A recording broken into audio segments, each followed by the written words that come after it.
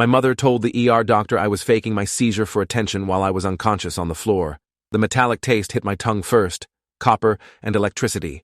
My vision tunneled into a pinpoint of light while Mrs. Garrison's voice echoed from somewhere far away, asking me to solve the equation on the board. I tried to tell her something was wrong, tried to form words, but my jaw locked and my body went rigid, and the last thing I remember before the world disappeared was the sound of my desk crashing sideways as I hit the linoleum. When awareness came back, I was staring at ceiling tiles with a crowd of faces hovering above me. Someone had turned me on my side. There was wetness on my chin. Mrs. Garrison was on her phone with 911, and my classmate Derek was telling everyone to back up and give me space. My tongue felt thick and wrong in my mouth. Everything hurt. The ambulance took 20 minutes to arrive. I spent that time lying on the classroom floor with a jacket under my head, drifting in and out of consciousness while Mrs. Garrison kept saying my name. Liam. Liam, can you hear me? The paramedics asked me questions I couldn't answer because my brain felt wrapped in cotton. They loaded me onto a stretcher, and I saw the other students watching through the classroom windows as they wheeled me down the hallway. The fluorescent lights overhead were too bright and made my head pound. One paramedic kept checking my pupils with a flashlight. The other one asked if I'd taken any drugs or if I had a history of seizures. I managed to shake my head no to both questions. They strapped an oxygen mask over my face, and the ambulance started moving. My mother met us at the hospital. I was in a curtained bay in the emergency room when she arrived, still wearing her work scrubs from the dental office where she worked as a hygienist. Her first words weren't asking if I was okay. They were sharp and accusatory. What did you do? Her eyes scanned the monitors and IV line like she was looking for evidence of my guilt. The ER doctor introduced herself as Dr. Patel and started explaining what had happened at school. Grand mal seizure, loss of consciousness, possible head trauma from the fall. They needed to run tests, CT scan, blood work, EEG monitoring. My mother crossed her arms, and her expression went cold in that way I knew too well. The way that meant she'd already decided the narrative before hearing any facts. She told Dr. Patel I was faking it. Said it loud enough that the nurse adjusting my IV flinched. My son has always been dramatic. He does things like this when he wants attention or wants to get out of school. Her voice carried that syrupy tone she used when talking to authority figures, the one that made her sound reasonable and concerned instead of cruel. Dr. Patel looked between us with a carefully neutral expression. She explained that you can't fake a witnessed grand mal seizure, that the school had documentation, that my vital signs and physical presentation were consistent with a legitimate neurological event. My mother laughed. It was a short, bitter sound. Trust me, doctor. I know my son. This is exactly the kind of stunt he pulls. Dr. Patel's jaw tightened almost imperceptibly. She said they'd be running the tests regardless and that I'd be admitted for observation. My mother said that was unnecessary and a waste of resources, that I just needed to go home and stop seeking attention. The doctor excused herself and left the bay. Through the gap in the curtain, I could see her talking to the charge nurse at the desk. Both of them kept glancing back toward us. My mother pulled out her phone and started texting, her fingers flying across the screen. She didn't look at me once, didn't ask how I felt or if I was scared. Just sat in the plastic chair against the wall with her purse on her lap like she was waiting in a DMV instead of an emergency room where her son had just been brought in by ambulance after his first seizure. The tests took hours. They wheeled me to radiology for the CT scan, and I had to lie perfectly still while the machine whirred and clicked around my head. Back in the ER bay, a technician attached electrode pads to my scalp for the EEG monitoring. My mother complained about the wait time, about missing work, about how this was all unnecessary drama that could have been avoided if I'd just behaved normally at school. When Dr. Patel came back with preliminary results, she pulled the curtain closed for privacy. The CT scan showed no structural abnormalities, no tumors or bleeding, but my EEG readings were abnormal. There was unusual electrical activity in my temporal lobe. She used words like focal epilepsy and recommended I see a neurologist for further evaluation. My mother's response was immediate and dismissive. She told Dr. Patel that epilepsy didn't run in our family, that I was probably just dehydrated or hadn't eaten breakfast, that teenagers were always staying up too late on their phones and not taking care of themselves. Dr. Patel's professional mask slipped for just a second, and I saw frustration flash across her face. She explained that epilepsy could develop without family history, that the abnormal brain activity was documented and real, that ignoring it could be dangerous. My mother stood up and said we were leaving. Dr. Patel said I was being admitted overnight for monitoring and observation. My mother said she was refusing that treatment on my behalf. She was my legal guardian, and she said no. The air in the bay went tense and still. Dr. Patel stepped outside again. This time she was gone longer. When she came back, there was a woman with her. Mid-50s, gray hair pulled back in a bun, wearing business casual clothes with a hospital ID badge that said Linda Chen, Social Services. My stomach dropped because I knew what that meant. Someone had called in concerns. Linda introduced herself with a kind smile that didn't reach her eyes. She asked if she could speak with me privately. My mother said, Absolutely not. That whatever needed to be discussed could be said in front of her. Linda's smile went even tighter. She explained that hospital policy allowed her to interview minors confidentially when there were concerns about their welfare. My mother's face flushed red.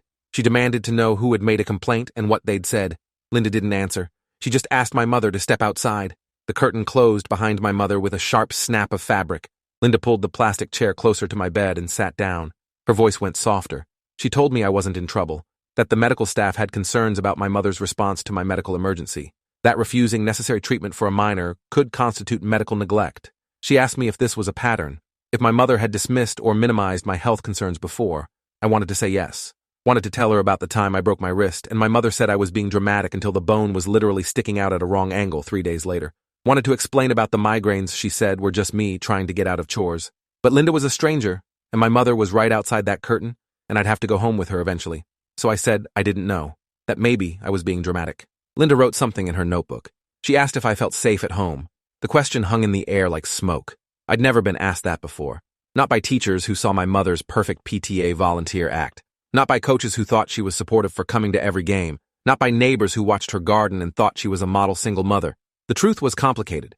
My mother had never hit me, never screamed, never did anything that would leave marks someone could photograph. But she had a way of making me feel like every need I had was an imposition. Like being sick or hurt or struggling was a personal attack on her. Like I existed primarily to be low maintenance and convenient. I told Linda I felt safe. It wasn't exactly a lie. I was safe from physical harm. Just not from the slow erosion of being treated like a burden instead of a person. Linda left after making me promise to call her if I needed anything. She handed me a business card that I slipped under my pillow. Dr. Patel came back and told my mother that since she was refusing overnight admission, I'd be discharged with strict instructions. No driving, no being left alone for 48 hours, a neurology appointment within the week, a prescription for anti-seizure medication to start immediately. If I had another seizure, I needed to return to the ER right away. My mother signed the discharge papers without reading them. She grabbed her purse and told me to get dressed. The nurse gave me printed aftercare instructions and helped me into a wheelchair for the ride to the exit. Hospital policy. I wasn't allowed to walk out after a seizure. My mother walked 3 steps ahead the entire way to the parking lot. The car ride home was silent. My mother stared straight ahead at the road, with both hands gripping the steering wheel. I could feel her anger radiating off her like heat. We pulled into the driveway of our house, and she finally spoke. She said I'd embarrassed her, made her look like a bad mother in front of the hospital staff, made her miss work, and waste an entire day dealing with drama I'd created. I tried to explain that I didn't choose to have a seizure. She cut me off, said that epilepsy was convenient timing right before my chemistry test next week that I'd been complaining about. Said she wasn't stupid, and she knew when I was manipulating situations. I sat in the passenger seat with the discharge papers crumpled in my lap and felt something inside me crack. Not break, just crack, like the first fracture in ice before it shatters completely. She told me to go to my room and stay there for the rest of the day. No phone, no computer, no dinner, since I clearly wasn't that sick if I was capable of orchestrating elaborate medical episodes. I went upstairs and closed my door and sat on my bed in the clothes I'd worn to school. They smelled like floor cleaner and fierce sweat. My head still ached. My tongue had a bite mark on the side where my teeth had clamped down during the seizure. I pulled out Linda's business card from my pocket and stared at it. The card had a direct phone number and an email address. It had the words, Child Protective Services in small print at the bottom. I put it in my desk drawer under some old homework assignments and lay down. My phone buzzed from wherever my mother had confiscated it. I closed my eyes and tried not to think about having another seizure alone in my room with no one to help me. I woke up disoriented and nauseous. The room was dark. My alarm clock said 3 in the morning. I'd slept for almost 12 hours straight, probably because my brain was still recovering from the seizure. My mouth was dry as sand. I got up carefully and went downstairs to the kitchen for water. The house was quiet. My mother's bedroom door was closed. I filled a glass from the tap and drank it standing at the sink. That's when I saw the prescription bag on the counter. Dr. Patel had sent the anti-seizure medication to the pharmacy. My mother had picked it up but never given it to me. I opened the bag and read the label. Take 1 tablet twice daily with food. Start immediately. I took the first dose right there at the sink with tap water and a granola bar I found in the cabinet. School the next day was torture. Word had spread about my seizure and everyone treated me like I was made of glass or like I was a spectacle. Derek asked if I was okay and I said yes automatically. Mrs. Garrison pulled me aside before class and asked if I needed accommodations or extra time on assignments. I told her I was fine. During lunch, I sat alone at a table near the windows and tried to eat the sandwich my mother had thrown together that morning. Plain turkey on white bread, no condiments, like she couldn't be bothered to make it taste like anything. Across the cafeteria, I saw my girlfriend Maya watching me. We'd been together for 4 months and I hadn't texted her back since the seizure. She came over and sat down across from me. Maya asked what happened, why I hadn't responded to her messages, If I was mad at her, I told her about the seizure, about the hospital, about my mother refusing to believe it was real.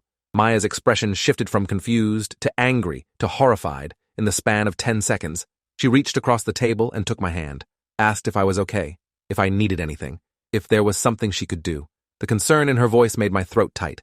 I told her I was managing. She didn't look convinced. She asked if my mom had at least made sure I was taking care of myself. I lied and said yes. Maya squeezed my hand and said if I needed to talk or needed a place to go, her door was always open.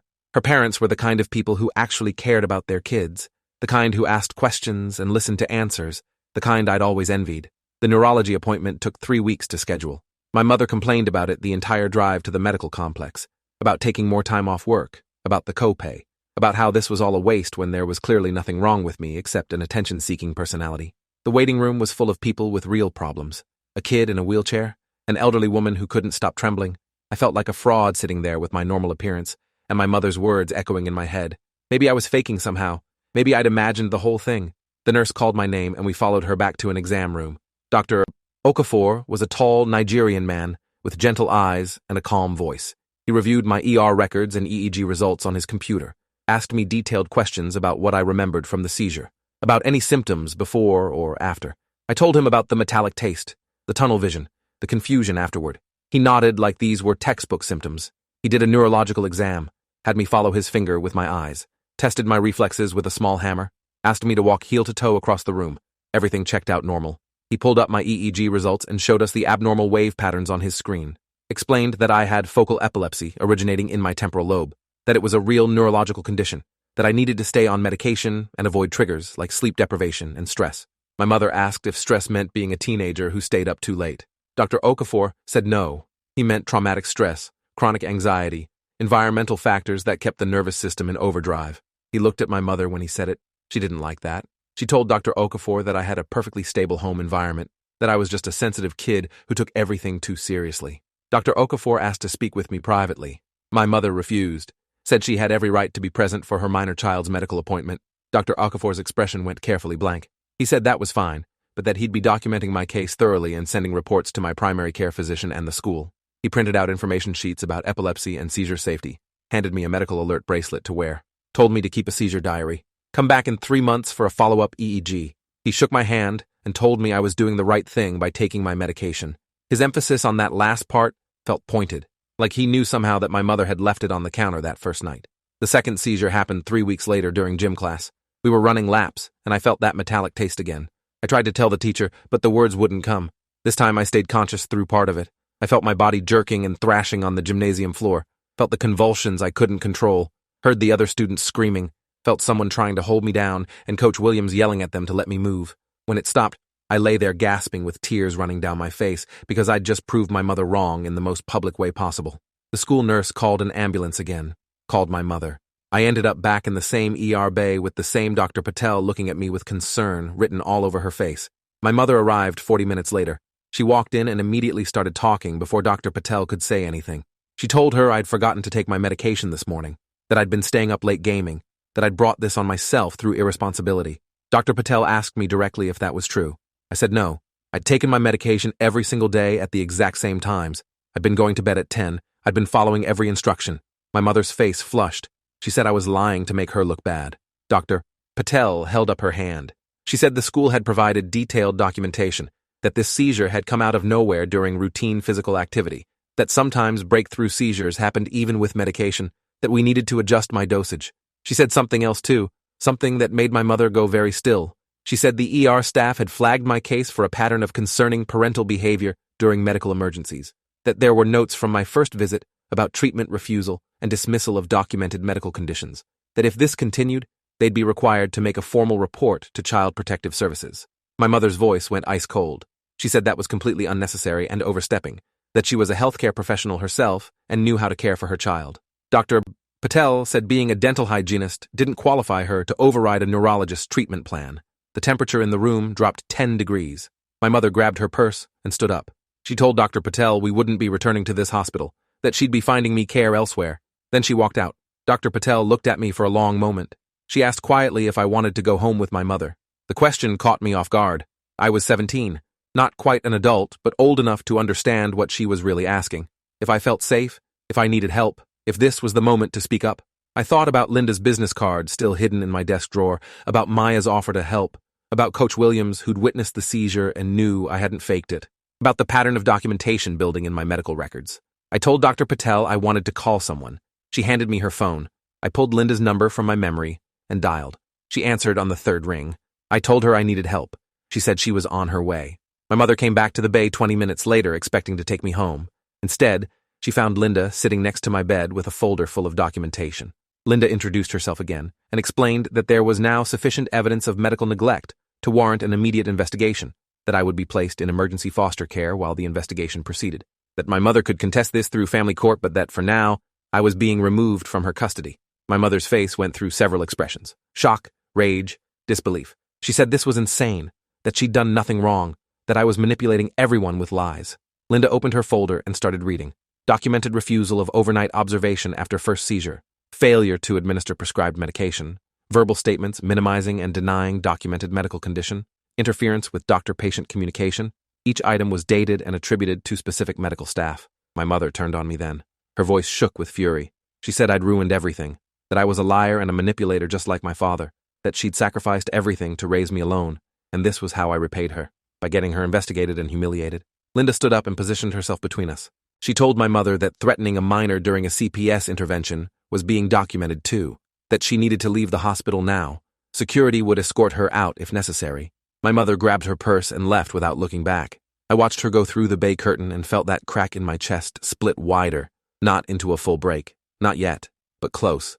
Linda sat back down and told me it was going to be okay, that I'd done the right thing, that I was safe now. I wanted to believe her. The foster home was 40 minutes away in a suburb I'd never been to before. Linda drove me there herself after Dr. Patel discharged me with a new medication dosage and instructions for the foster parents. The house was a 2-story colonial with a neat lawn and a minivan in the driveway. Linda knocked and a woman answered. She was in her 50s with short blonde hair and warm brown eyes. Her name was Patricia. She invited us in and showed me to a bedroom on the second floor. It was clean and simple. Twin bed with a blue comforter, desk, dresser, window overlooking the backyard. Patricia told me her husband David was at work, but would be home for dinner. They had 2 other foster kids currently, a girl named Sienna who was 14 and a boy named Marcus who was 12. House rules were simple. Respect each other. Do your chores. Keep your grades up. No drugs or violence. She asked if I had any questions. I asked if I could call my girlfriend. Patricia said of course. She handed me her house phone since my mother had kept mine. I dialed Maya's number from memory. She answered sounding worried. I told her what had happened. About CPS, about foster care, about my mother being investigated. Maya was quiet for a long time. Then she said her mom wanted to talk to me. Mrs. Reeves came on the line and her voice was thick with emotion. She said she was so sorry I'd been going through this alone, that she'd had no idea things were that bad, that Maya had told her everything after my second seizure. She asked if I needed anything. Clothes, school supplies, someone to talk to. I said I was okay for now, but thank you. She made me promise to call any time. I hung up feeling less alone than I had in months. School became complicated. The district required documentation of my living situation change. I had to meet with the guidance counselor and explain why my emergency contact had changed from my mother to Patricia. Word spread fast. By the end of the week, everyone knew I was in foster care. Some kids were sympathetic. Others were curious in that cruel way teenagers can be. A few asked invasive questions I didn't answer. Derek and Maya became my buffer. They sat with me at lunch and walked with me between classes and made it clear that anyone who wanted to gossip about me would have to go through them first. Maya held my hand in the hallways, even though public displays of affection technically weren't allowed. Nobody said anything. Even the strictest teachers looked the other way. The investigation moved slowly. Linda came to check on me weekly, asked about school, about my medication, about how things were at Patricia's house. I told her everything was fine, which was mostly true. Patricia and David were kind, but distant in the way foster parents learn to be. They provided structure and safety, but didn't try to replace my mother. Sienna was quiet and kept to herself. Marcus was loud and always making jokes. We existed in the house like planets in separate orbits. Polite, functional. Not quite a family, but not hostile either. I went to school, did my homework, took my medication, saw Dr. Okafor for my follow-up. He said my EEG showed improvement with the new dosage. No seizures in 6 weeks. He asked how I was doing emotionally. I lied and said fine. The truth was I felt hollowed out, like someone had reached inside my chest and scooped out everything that made me feel things. I wasn't sad exactly, wasn't angry, just empty. Maya noticed. She asked me one afternoon while we were sitting in her car in the school parking lot if I was okay. Really, okay. I told her I didn't know how to answer that question anymore. She turned off the engine and shifted in her seat to face me fully. She said I didn't have to be okay, that it was normal to be not okay after what I'd been through, that pretending to be fine wasn't required. Something about the permission in her words made my throat tight. I told her I felt like I was floating, like nothing was real, like I was watching my life happen to someone else from a distance. She reached over and took my hand. She said that was probably shock, that trauma did that I should maybe talk to someone professional. Patricia helped me set up counseling through the foster care system. The therapist's name was Dr. Yosef. He was Ethiopian, mid-40s, with a quiet presence that made the room feel safe. His office had soft lighting and comfortable chairs and boxes of tissues on every surface. He asked me to tell him my story. I started with the first seizure, and he stopped me. He said, "Start further back." So I did. I told him about growing up with a mother who treated every need like a burden, about the broken wrist she ignored, about the migraines she said were fake, about being made to feel like existing was an imposition, about the constant message that I was too much, too sensitive, too dramatic, too needy. Dr. Yosef listened without interrupting. When I finished, he was quiet for a moment. Then he said that what I'd described was emotional neglect, that it was real and valid and had nothing to do with me being dramatic or sensitive. He explained that children need emotional attunement from their caregivers. They need their feelings validated and their pain taken seriously. When that doesn't happen consistently, it creates attachment wounds that affect how you see yourself and the world. He said, my mother's response to my seizures wasn't about the seizures at all. It was a pattern that had been there my whole life. The seizures just made it visible to other people in a way that couldn't be denied or minimized. He asked if I'd ever thought about what I'd need to heal from this. I told him I didn't know where to start. He said we'd figure it out together, week by week, session by session. That healing wasn't linear, but it was possible. I left his office feeling like maybe I wasn't as broken as I'd thought, just cracked. And cracks could be repaired with time and the right care. The court date arrived 3 months after I'd been placed with Patricia. My mother had contested the CPS findings and was demanding my return to her custody. Linda had warned me this would happen. That family court prioritized reunification when possible. That judges were reluctant to permanently terminate parental rights unless there was severe abuse. Medical neglect lived in a gray area. It was serious, but not always enough for permanent removal. I had to testify. Linda prepared me beforehand, told me to stick to facts, not to get emotional or argumentative. Just answer the questions truthfully and let the documentation speak for itself. The courtroom was smaller than I'd expected. Wood paneling, fluorescent lights, uncomfortable chairs. My mother sat at a table with her lawyer. She was wearing a professional dress and had her hair pulled back. She looked like a concerned parent instead of someone whose neglect had been documented by multiple medical professionals. The judge was a middle-aged woman with reading glasses and a tired expression. She reviewed the case file while we all sat in silence. Then she asked the CPS lawyer to present their evidence. Linda stood up and walked through everything. The ER visits, the treatment refusal, the medication my mother had picked up but not given me, the second seizure that happened despite my compliance with treatment, the documented statements from medical staff about my mother's behavior. Dr. Patel had submitted a written statement. So had Dr. Okafor. Both described patterns of dismissal and minimization that had endangered my health. The judge took notes. Asked clarifying questions. Then she asked to hear from my mother's side. My mother's lawyer stood up. She painted a picture of a devoted single mother struggling to raise a difficult teenager. She said my mother had been overwhelmed and frightened by my first seizure, that her initial reaction had been shock and denial, which was understandable, that she'd since attended parenting classes and therapy, that she recognized her mistakes and wanted the chance to do better. She said taking me away had been an overreaction to an isolated incident, that families should be kept together when possible, that I belonged with my mother. The lawyer called my mother to testify. She walked to the witness stand looking small and vulnerable. She cried when describing how much she missed me, said she'd made mistakes but loved me, that she'd do anything to have me back. I watched this performance from my seat next to Linda and felt nothing, just that same hollow emptiness. Then it was my turn. I walked to the witness stand on legs that felt disconnected from my body. The judge asked me to describe what happened. I told her about the first seizure, about waking up in the ER to my mother calling me dramatic, about her refusing overnight observation, about finding my medication on the counter the next morning, about her telling Dr. Okafor that I had a stable home when I didn't, about the second seizure proving I'd been telling the truth all along. The judge asked if I wanted to return to my mother's custody. I said no. She asked why. I looked at my mother sitting at her table. Her lawyer had told her to look sad and concerned. She was doing it perfectly.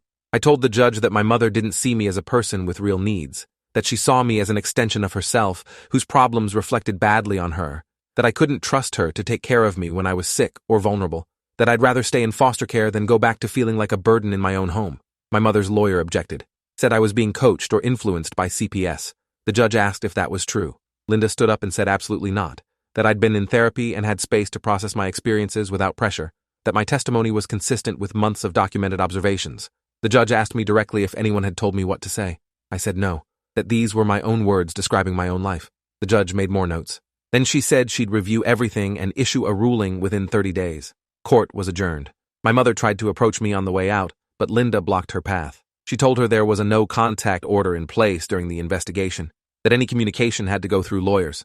My mother's eyes met mine over Linda's shoulder. For just a second, the mask dropped, and I saw something raw underneath. Not love, not concern. Rage. Pure rage at me for exposing her. The ruling came 4 weeks later. The judge had decided to keep me in foster care for an additional 6 months with reunification therapy required before any custody changes. My mother would have supervised visitation once a month if I agreed to it. She'd have to complete parenting classes and continue her own therapy. The court would review the case again in 6 months to determine if reunification was appropriate. Linda called to tell me the news, asked how I felt about it. I said relieved. She said that was valid, asked if I wanted to participate in the supervised visits with my mother. I said I'd think about it. I didn't know if I had the capacity to sit in a room with her and pretend we could repair something that had maybe never existed in the first place. Maya graduated that spring. I watched her walk across the stage in her cap and gown and felt proud and sad at the same time. Proud because she'd worked so hard. Sad because she was leaving for college in the fall, and I'd still be here finishing my senior year. She'd gotten into a good school 3 hours away, far enough to feel like independence, but close enough to visit. We'd talked about trying to make long-distance work, about video calls and weekend visits. But sitting at her graduation party in her parents' backyard, watching her laugh with friends and pose for pictures, I felt the inevitable end approaching. Not because we didn't care about each other, but because she was moving forward into her future, and I was still stuck trying to survive my present. She found me later sitting alone by the fence, sat down next to me in her graduation dress, and leaned her head on my shoulder. She asked what I was thinking about. I told her the truth, that I was happy for her but scared to lose her, that she'd been my anchor through everything with my mother and CPS and foster care, that I didn't know how to do this without her. She took my hand and squeezed it. She said I was stronger than I thought, that I'd survived things that would have broken other people, that she wasn't going anywhere permanently, just to school, that we'd figure it out. But there was something in her voice, a hesitation, a sadness. We both knew it, even if we didn't say it. Sometimes love isn't enough when your lives are pulling you in different directions. Sometimes caring about someone means letting them go even when it hurts. We sat there by the fence until the sun went down and her mother called everyone inside for cake. I kissed her in the shadows and tried to memorize how it felt, just in case. Summer came and went. I got a job working at a grocery store to save money. Lived at Patricia's house. Went to therapy every week, took my medication, didn't have any seizures, saw Maya twice before she left for college. Both times felt forced and awkward in a way they never had before. We were already growing apart, creating distance to make the inevitable split easier. She texted me on her first day of classes with pictures of her dorm room. I responded with congratulations and a heart emoji. 3 weeks later, she called. Said we needed to talk. I already knew what was coming. She said long distance was harder than she'd thought, that she needed to focus on adjusting to college, that she cared about me but couldn't give me what I needed right now. I told her I understood, meant it. We said we'd stay friends. Both knew that probably wouldn't happen but said it anyway because it made the ending feel less final. Senior year started and I threw myself into it. Applied to colleges, wrote scholarship essays, worked on weekends, spent evenings doing homework at Patricia's kitchen table while she cooked dinner and David watched the news. Sienna had been reunified with her mother. A new foster kid had moved in, a girl named Jasmine who was 15 and didn't talk much. I understood that. Sometimes silence was safer than words. I'd learned that lesson well. Dr. Yosef and I worked through my trauma in weekly sessions. He taught me coping strategies for anxiety, helped me identify negative thought patterns my mother had programmed into me, challenged me to imagine what I wanted my life to look like instead of just surviving what it had been. I started to realize I'd never let myself want things before. Never let myself dream or plan because hope felt dangerous when disappointment was guaranteed. But now, in foster care with distance from my mother, I could start to see possibilities. The 6-month review hearing happened in November. Same courtroom, same judge, different energy. My mother's lawyer presented evidence of her completion of parenting classes and therapy. Letters from her therapist saying she'd made progress. Records of her consistent attendance at supervised visitation. I'd gone to exactly 3 of those visits. They'd been stiff and performative. My mother asking surface questions about school. Me giving surface answers. Both of us performing for the social worker in the corner taking notes. No real conversation. No acknowledgement of what had happened. Just 2 strangers going through required motions. The judge asked if I wanted to return to my mother's custody. I said no. She asked if I'd be willing to try unsupervised visits. I said no. She asked what I wanted. I said to stay in foster care until I turned 18.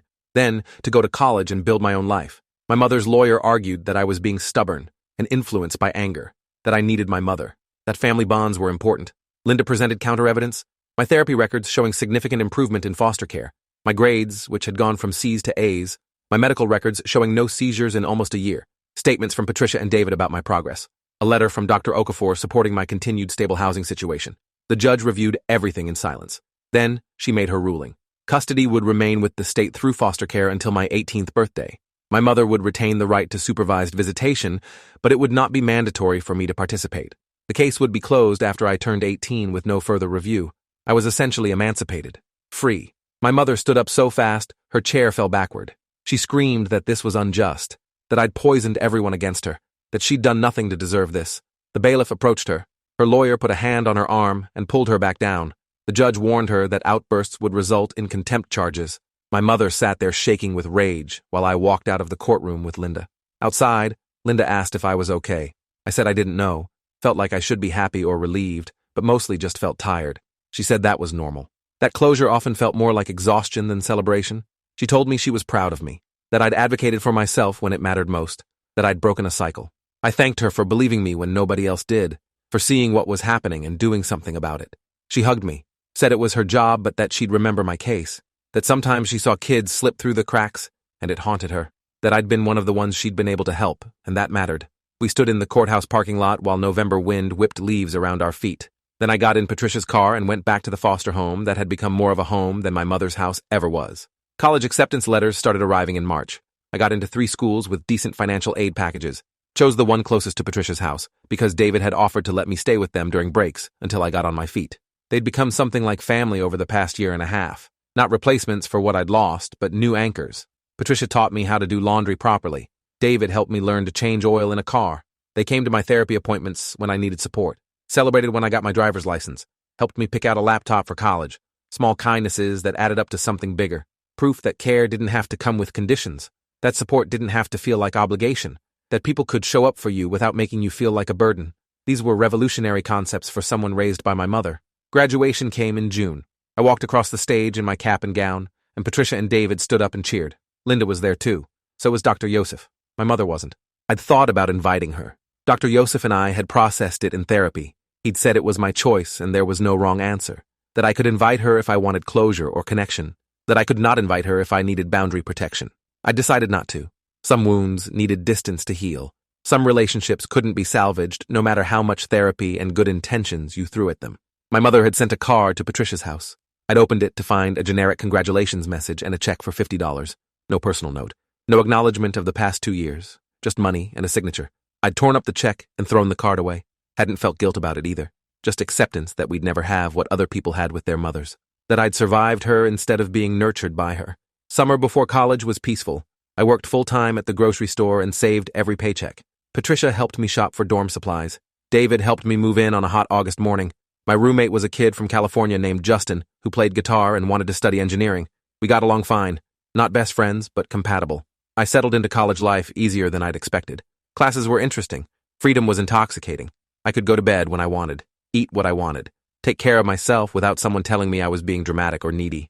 I found a support group for students with chronic illness, met other people with epilepsy who understood the fear of having seizures in public, shared medication strategies and trigger management, built a community of people who got it without me having to explain. I didn't talk to my mother for 2 years. No calls, no visits, no contact. I'd blocked her number and social media. Linda had closed my CPS case on my 18th birthday. I was legally an adult, free to make my own choices about relationships and boundaries. Dr. Yosef helped me process the complicated grief of losing a parent who was still alive, the mourning of a relationship that had never been what I'd needed it to be, the anger at wasted years and unnecessary suffering, the slow acceptance that some people aren't capable of change no matter how many chances you give them.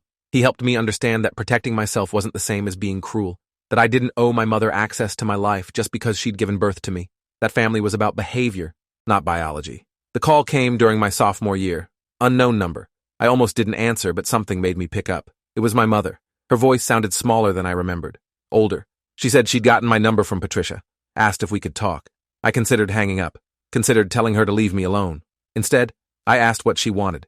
She said she'd been in therapy for real this time. Not court-mandated, but voluntary. Working through her own trauma and patterns. She said she'd finally started to understand what she'd done to me. That she'd been repeating cycles from her own childhood. that she was sorry. The word hung between us. Sorry. Like it could undo years of being made to feel worthless. Like it could erase the medical neglect and the court battles and the foster care. Like it could make me forget watching her tell doctors I was faking while I was unconscious on the floor. I told her I appreciated the apology, but I wasn't ready to have a relationship with her. That maybe I never would be. That she'd have to accept that and respect my boundaries. She was quiet for a long time. Then she said she understood. That she'd keep working on herself, regardless. That if I ever changed my mind, she'd be there. That she'd let me control the pace and terms of any contact. I said maybe someday. Didn't promise anything. We hung up. I sat in my dorm room staring at my phone, feeling nothing and everything at once. Relief, anger, sadness, exhaustion. Dr. Yosef would have called it progress. The ability to hear her apology without immediately accepting it or forgiving her. The strength to maintain boundaries even when guilt tried to creep in. The understanding that reconciliation wasn't required for me to move forward with my life. 3 years later, I graduated college with a degree in psychology. Patricia and David came to the ceremony. So did Linda. So did Derek, who'd stayed my friend through everything. I'd found my people, built my chosen family, created a life that felt safe and stable and mine. I'd been seizure-free for 4 years, thanks to medication and stress management and therapy. I'd learned to advocate for myself with doctors and professors and anyone who needed to understand my needs. I'd learned that having needs wasn't weakness, that asking for help wasn't manipulation, that taking care of yourself wasn't selfish. These were lessons my mother never taught me, that I'd had to learn from strangers who became family, from doctors who saw past her lies, from a system that, for once, worked the way it was supposed to. I see my mother once a year now. Coffee in a public place. Surface conversation. No deep processing or emotional reconciliation. Just two people who share biology sitting across from each other being civil. She's different, softer, more self-aware. She asks about my life without making it about her. Listens without dismissing. It's not the relationship I needed as a child, but it's what we have as adults. Dr. Yosef says that's enough, that I don't have to give her more than I'm comfortable with, that healing doesn't require forgiveness, just acceptance. I've accepted that my mother did her best with broken tools, that her best wasn't good enough, that I survived anyway and built something better, that I broke the cycle she couldn't break herself, that my future children, if I have them, will never doubt whether their needs matter. They'll never be called dramatic for being sick or hurt. They'll never be told they're faking when they're unconscious on the floor. Thanks for watching till the end. Make sure to subscribe and like to not miss the next story.